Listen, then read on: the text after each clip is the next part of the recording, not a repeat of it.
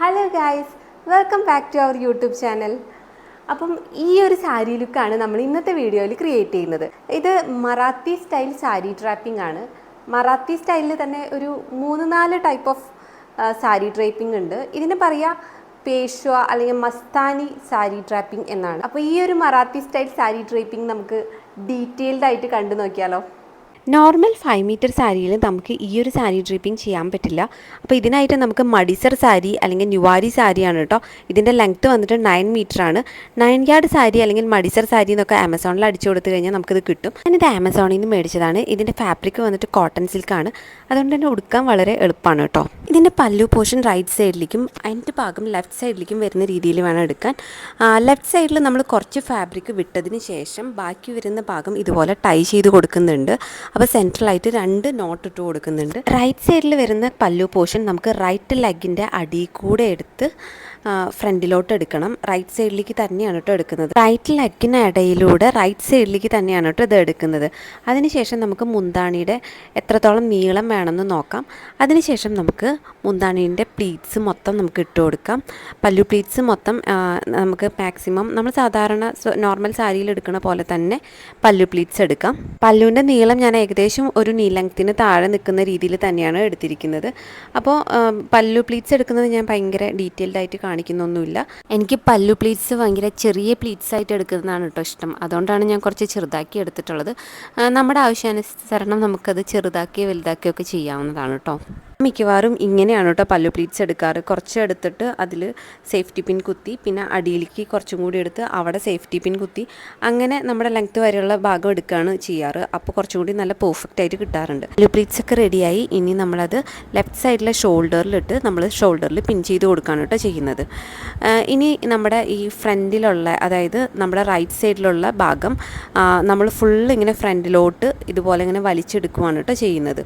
അപ്പോൾ ഇത് ഫ്രണ്ടിലോട്ട് വലിച്ചതിന് ശേഷം നമ്മൾ ഈ ഫ്രണ്ടിലത്തെ പ്ലീറ്റ്സൊക്കെ ഒന്ന് റെഡിയാക്കിയതിന് ശേഷം ഈ ഫ്രണ്ടിലെ ഏറ്റവും മുകളിൽ കാണുന്ന ആ ഒരു കസവിൻ്റെ ഭാഗം ഉണ്ടല്ലോ, ആ ഭാഗം നേരെ ബാക്കിലോട്ട് വലിച്ച് നമ്മുടെ ഈ ഇവിടെ ഇങ്ങനെ കൊണ്ടുവന്ന് ഞാനൊരു പിൻ ചെയ്ത് കൊടുക്കുന്നുണ്ട്. അല്ലെങ്കിൽ അതിങ്ങനെ ലൂസ് ആവാനൊക്കെ ചാൻസ് ഉണ്ട്. അപ്പം അങ്ങനെ ചെയ്യുന്നുണ്ട്.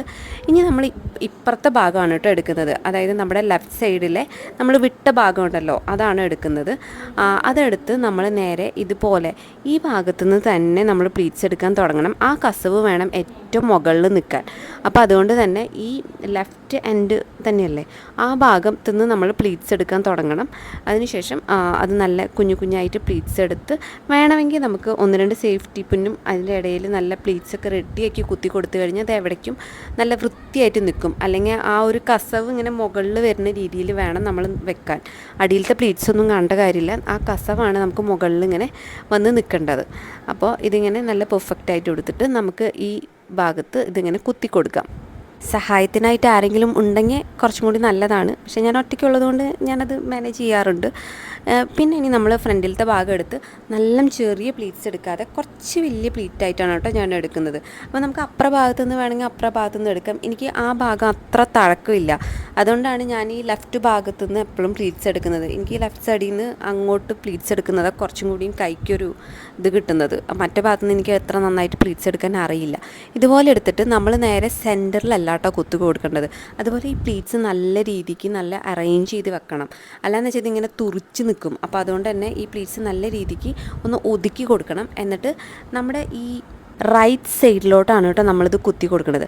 എന്നിട്ട് ഇതിലെ ഏറ്റവും ഫ്രണ്ട് പ്ലീറ്റ് എടുത്ത് നമ്മൾ ഇതുപോലെ കൊണ്ടുവന്ന് ലെഫ്റ്റ് സൈഡിൽ ഇങ്ങനെ വെച്ച് നമ്മളൊരു ബെൽ ഷേപ്പിൽ ഇങ്ങനെ വെച്ച് നമ്മളത് ലെഫ്റ്റ് സൈഡിലായിട്ടാണ് ഞാൻ കുത്തി കൊടുക്കുന്നത്. ഇത് സെൻറ്ററിലായിട്ടും പലരും കുത്തി കൊടുക്കാറുണ്ട്. ഫ്രണ്ട് കസവ് മൊത്തം നമുക്ക് ഇതുപോലെ ഒരു സിഗ്സാഗ് പാറ്റേണിലാണ് കേട്ടോ കൊണ്ടുവരേണ്ടത്. അപ്പോൾ ഇതുപോലെ ഫ്രണ്ടിൽ നിന്ന് കുറച്ചിങ്ങനെ നേരെ എടുത്ത് ആ ഒരു പാറ്റേണിൽ മുകളിലേക്ക് കൊണ്ടുവന്ന് മേലത്തെ ആ ബെല്ലിൻ്റെ മുകളിൽ നമ്മൾ പിൻ ചെയ്ത് കൊടുക്കുകയാണ് ചെയ്യുന്നത്. അപ്പോൾ നമ്മൾ അത്ര പെർഫെക്റ്റ് ആയിട്ട് അറിയില്ലെങ്കിൽ 2 സൈഡിലും നമ്മൾ ഇതുപോലെ പിൻ ചെയ്ത് കൊടുക്കുക. അല്ലെങ്കിൽ നമുക്ക് അടിയിലത്തെ എടുക്കുമ്പോൾ കൺഫ്യൂഷൻ വരും. അപ്പോൾ ഈ ഒരു സൈഡിലും ഒരു പിൻ ചെയ്ത് കൊടുക്കുക, അപ്പുറ ഭാഗത്തും പിൻ ചെയ്ത് കൊടുക്കുക. അപ്പോൾ നമ്മൾ കുറച്ചെടുത്തിട്ട് നമുക്കൊരു ഓക്കെ ആയിട്ടുണ്ടെന്ന് വെച്ച് കഴിഞ്ഞാൽ നമുക്ക് ആ ഒരു പാറ്റേൺ വരുന്നത് കറക്റ്റായിട്ട് അറിയാൻ പറ്റും. അപ്പോൾ ഇതുപോലെ ഫ്രണ്ടിൽ നമുക്ക് എത്രത്തോളം താഴത്തേക്ക് വേണോ അത്രത്തോളം, അല്ലെങ്കിൽ ഫാബ്രിക് എത്രത്തോളം ബാക്കിയുണ്ടോ അത്രത്തോളം നമ്മളിത് ചെയ്യുക. ഇനി വേണമെങ്കിൽ ഒരു ഫൈനൽ ടച്ചായിട്ട് നമുക്ക് വേണമെങ്കിൽ ഒരു വേസ്റ്റ് ബെൽറ്റ് കൂടി ഇട്ട് കൊടുക്കാം. അപ്പം എനിക്ക് ഈ ഒരു സാരി ലുക്ക് ഭയങ്കര ഇഷ്ടപ്പെട്ടു. ഞാൻ ആദ്യമായിട്ടാണ് കേട്ടോ ഈ ലുക്ക് ചെയ്യുന്നത്. അത്യാവശ്യം പെർഫെക്റ്റ് ആയിട്ട് വന്നു എന്നാണ് വിചാരിക്കുന്നത്. അപ്പോൾ ഈ ഒരു സാരി ഡ്രേപ്പിംഗ് വീഡിയോ ഇഷ്ടപ്പെടുകയാണെങ്കിൽ ലൈക്ക് ചെയ്യാനും ഷെയർ ചെയ്യാനും സബ്സ്ക്രൈബ് ചെയ്യാനും ഒന്നും മറക്കരുത്. അപ്പോൾ അടുത്ത ഒരു അടിപൊളി വീഡിയോ ആയിട്ട് കാണുന്നവരേക്കും എല്ലാവർക്കും bye, love you all, thank you so much.